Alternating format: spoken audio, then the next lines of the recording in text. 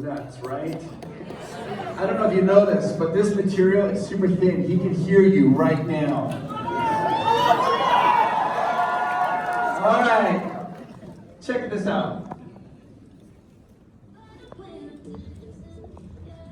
Not that.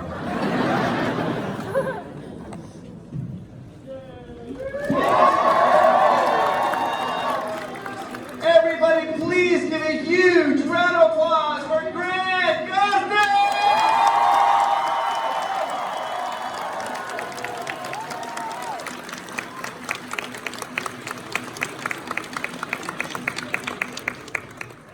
Welcome. We're so excited to have you here in Indiana. Is this good? Is this yeah? Okay.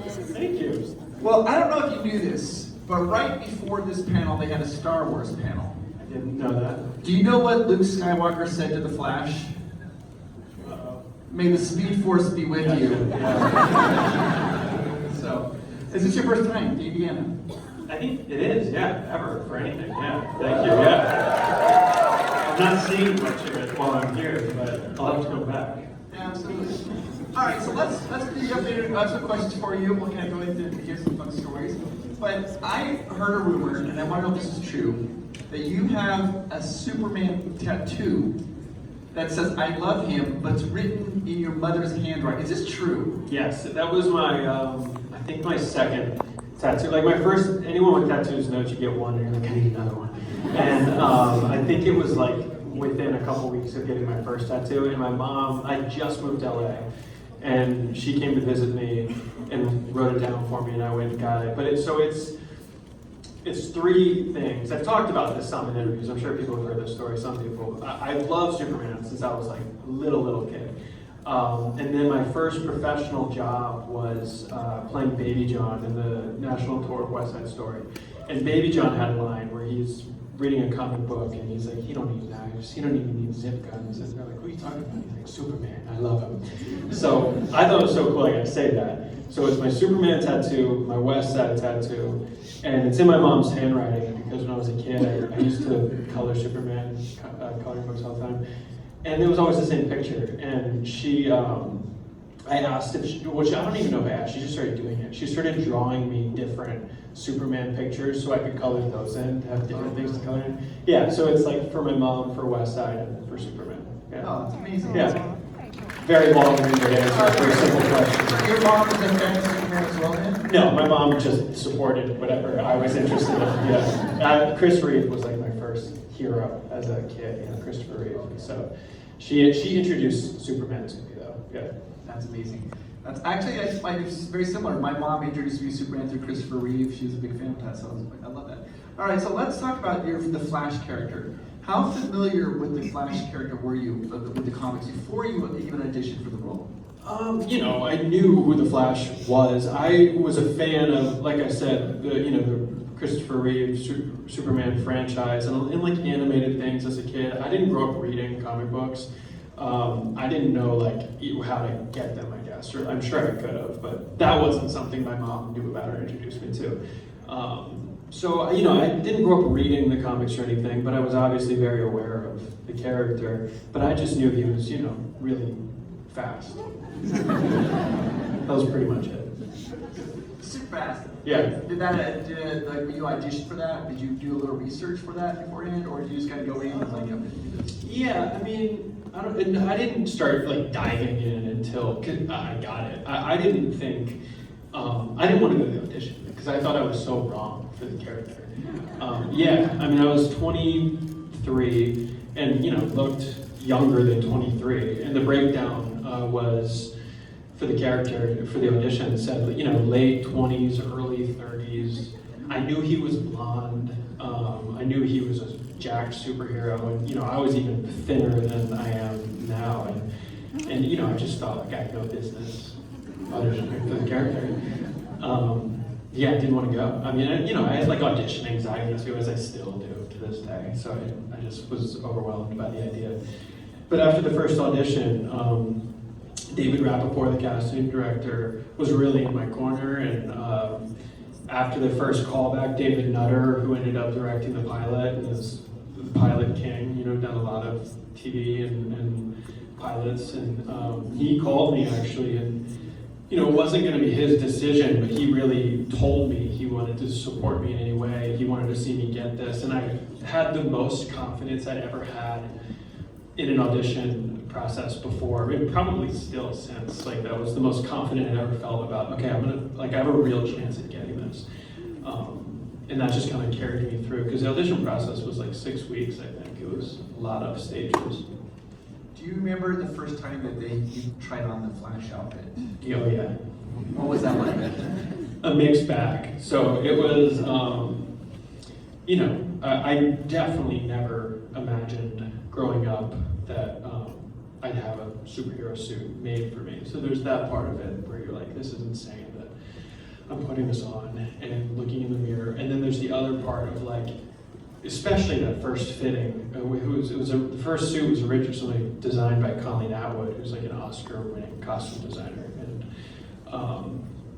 So the suit was awesome, but I couldn't even bend my legs, much less like turn my head. And so there's also that feeling of like, how am I going to work and how am I going to act in this? So that was a little overwhelming. But yeah, definitely. I think I posted something from that fitting actually that was like just my eye. I like took a picture of like just my eye in the cowl, which was cool. And then they changed the suit later on to make it a little more comfortable for you. Yeah, even that suit, I think the leather was so thick the first time. I think they softened it and made a thinner suit. And for the first suit that we didn't actually change anything about, like the look of it. Some of the functions of the suit kind of, like, I think I've talked about this, the first 9 episodes, it was glued to my face.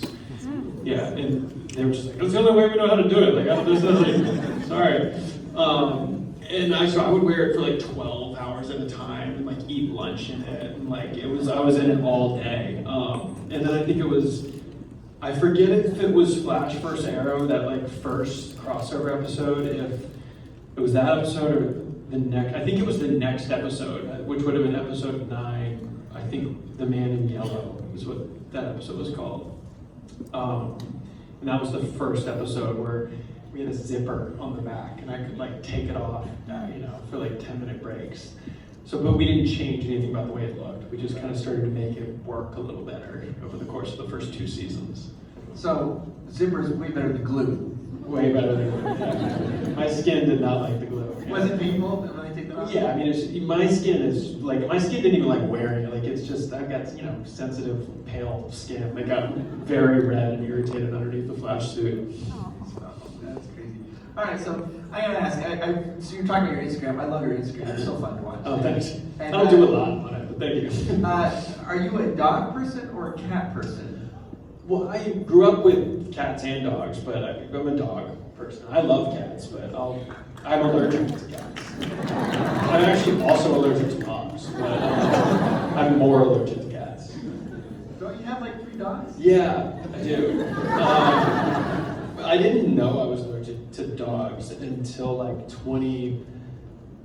15 or something. I don't know if I always had been or like late in life allergy development, but my dogs are actually considered hypoallergenic, so we're good. All right, excellent. All right, perfect. So, all right, how did you get started? Like, when was your dream? When did you decide you wanted to become an actor, and how did you start getting into acting? Honestly, I'm asked that a lot, obviously. And, when I don't remember a moment that I thought like this is what I want to do when I grow up. I from a really young age would like perform in my living room.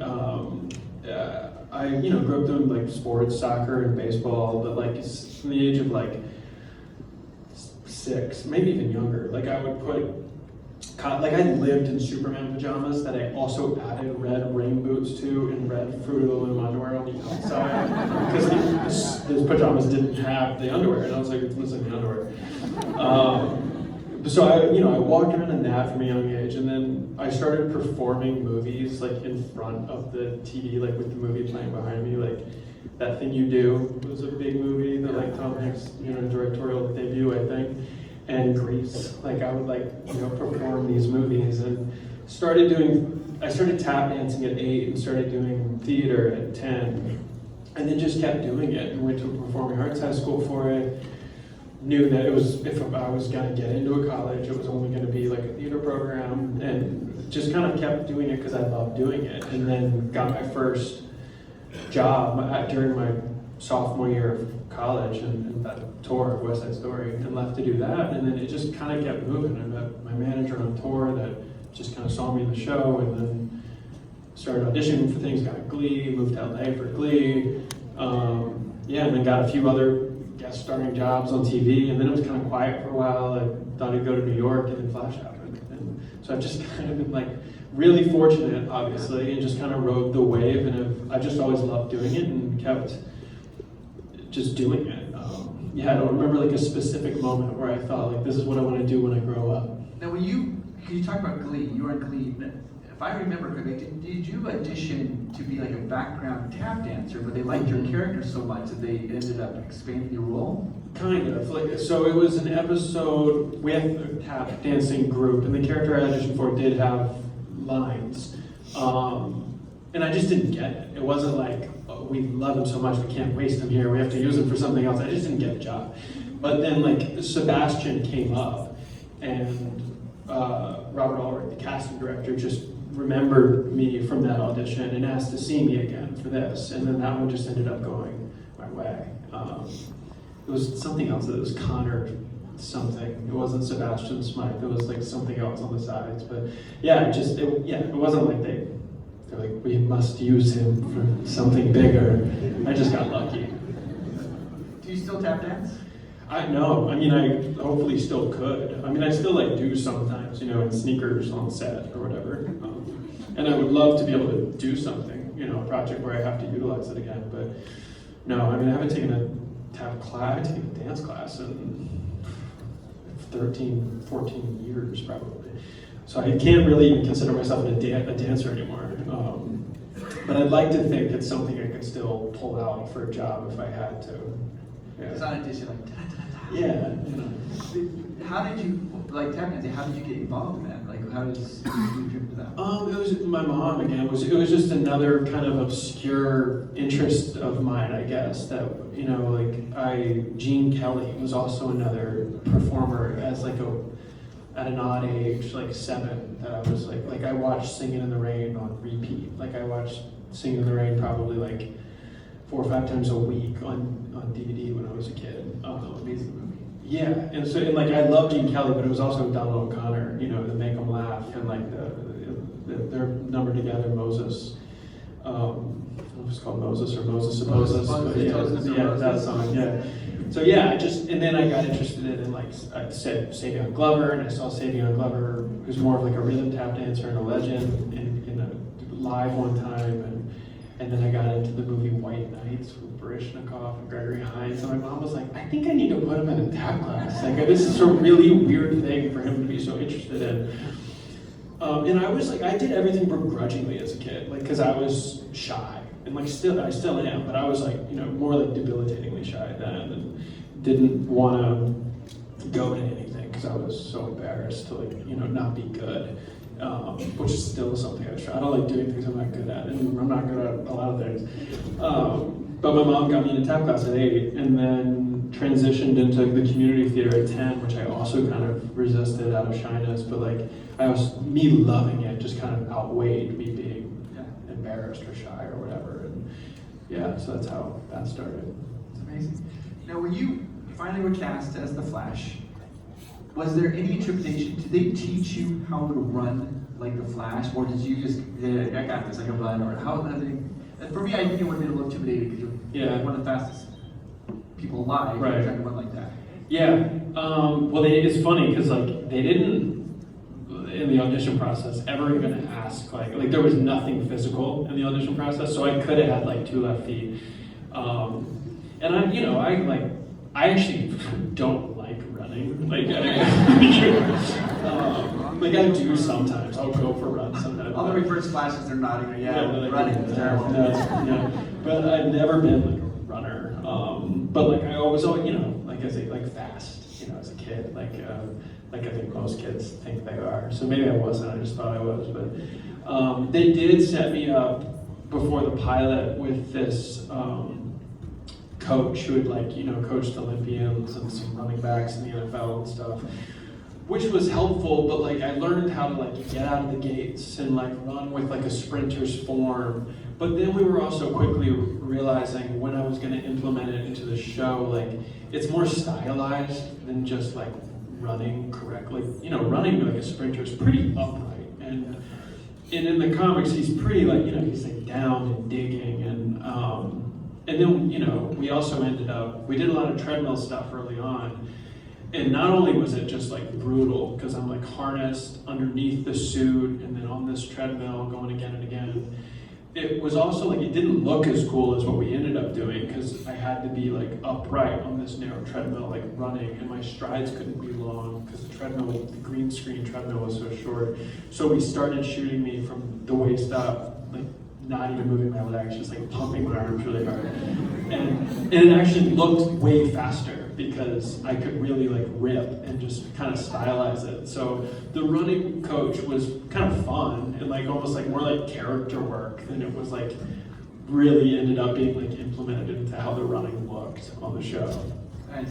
So when you did that running, were you probably just the costume just from the waist up then? No, I wore the whole costume. There's I think only one shot in the whole series where the suit from season 5 on was a one piece, so that wouldn't even be an option. But the first 4 seasons, it was, or maybe 5 seasons, it was leather pants with suspenders and a leather jacket that zipped in the front, and that one I didn't have to wear the bottom if I didn't want to, but I always just thought that I was if there was ever a picture of me that came out of me in shorts and sneakers and then the flash from waist up. But I did one time, because there was it was the episode, I forget what season, I forget what episode, but I know it's when Leonard Snart and Snart's dad and I are doing a heist. I'm helping them with a heist, and I'm in a jumpsuit, and we're pretending to be janitors or something.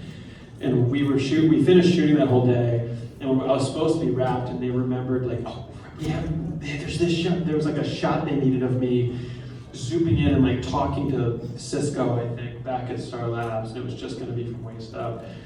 And for that one, I ran it, but I just threw on the top because we were running out of time, and I threw it on, and it might be on the blooper reel actually of that season. Now that I think about it, they pan out, and I'm in shorts and sneakers.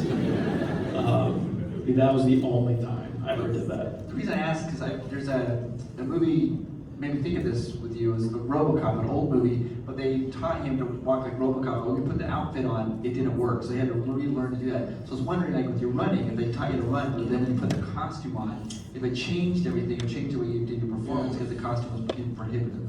Yeah, I would mostly just have to fight through it though. It was honestly the only times it was my neck. Where we'd block a scene in the morning, even after years of wearing it, we'd block a scene where I'm wearing the suit, and in block and rehearsal I'm not wearing the suit, I'm still in whatever outfit I came in wearing that day. And if I sit or I'm looking at somebody, and we block it a certain way, and then I go put the suit on and we go to shoot, and then I realize I can't move how I just moved in blocking rehearsal. I would still forget after 6 years of doing it. And I find I think by season 6 or 7, I would instinctually in a scene of blocking rehearsal, if I'm not wearing the suit and we block something, I knew I'd have to look at someone like that. Not just, we always refer to it as the key. That was the key. The key. Yeah, that's what I about my the key. Yeah, you gotta turn your whole body. For those who don't know, that Batman '89, Michael Keaton, he never could turn. So the whole movie is what's that? Leans back. Yeah. We'd have a joke sometimes where I'd be somewhere and a bad guy would show up and surprise me, and you are my weakness. I can't turn left. Got me. Foiled again. It's a little known weakness in the Flash. You can't turn left. Or right, for that matter. That's it. Now, there's some amazing props and cool things you got to work with on the show. Did you ever sneak any of those props home, or keep anything? Or keep any little mementos? Yeah. Some I kept the key to Central City. Barry was given the key to Central City. I think first episode of season 2. I've got that. There was, I kept like the hospital band from when he was in the hospital after he was struck by lightning. There was, I think it was for sure this season, I don't know if it was the episode, but when we introduced Nora, daughter Nora, there was the Flash Museum and there was a gift shop and they made bobbleheads like with my real head, and I kept that. On the last week of shooting, we shot a promo where I'm like packing up a box and like I'm packing everything away, and there's one thing, it hasn't come out yet, so I don't want to spoil it, but I look at one thing and I toss it to the side, and you'll see why when you see the promo. But then I find the ring and I put it in my pocket and I walk away. And I told them after I shot it, I was like, that ring's staying in my pocket. And they were like, okay. And it's actually in my pocket. Sorry, I didn't wear it. I'm gonna keep it in my pocket, like because Barry always had it in his pocket. Like, I didn't wear it as Barry, I just kept it in my pocket. So now I'm keeping it in my pocket. Do you want to show it one more time so the audience can see it? You guys want to see that? It's the real ring. It's the one I wore. Well, it's one of the ones I wore. We had some that opened. This one doesn't open, but I did wear it on the show. That is amazing. Flash. When we talk about like you running, and like I saw this on your Instagram, but now I love your YouTube. But you did like a lot of your own stunts, the running, the wire work. Well, I didn't do the stunts. I heard like Keanu talk about this recently. He's like, I don't do stunts, like the stunt, because everyone's like Keanu does his own stunts, and it's like, no, I do the fighting. Like anything that I could like get hurt doing, like they're not gonna let me do. So like I've done some things I was surprised like that. I think the thing you're referring to, like it was like a little. It looks kind of sketchy, but it's not. Like you're in a harness that's very controlled, and to figure out like how to not look awkward. Like the first few times you look crazy, but now when it is, it's like it's all green. The whole room's green, and then you're on a ramp that goes down, and it goes up, and then you have to run down, and you spin around. Yeah, I'm harnessed, and they have me on a pulley system, and I slide down it like pretty free, and then as like I jump up, they take my weight, and then I spun. It was like the scene is when Barry's like sliding down the wing of an airplane, like whipping a bomb off the airplane and throwing it into the sky.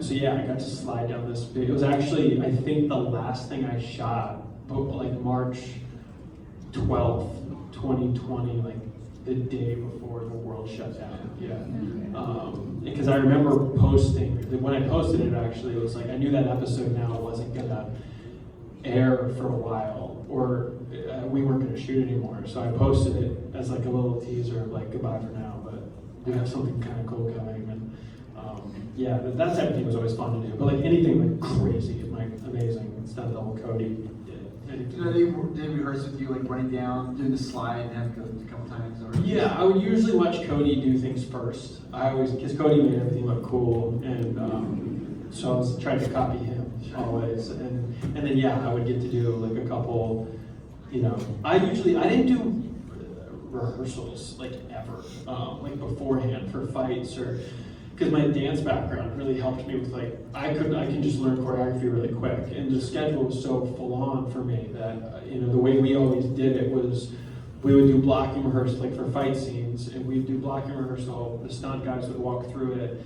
And then while they lit the scene, I would learn it really quick. They would like walk me through it, then I'd go put my suit on, and then we'd come back and shoot it. So that was pretty much how we did everything. So when there was a harness and something like that, I'd maybe come in as they were setting it up, same thing, watch Cody do it, and then my first time trying it was like in the suit already, like right before the whole crew's standing there waiting.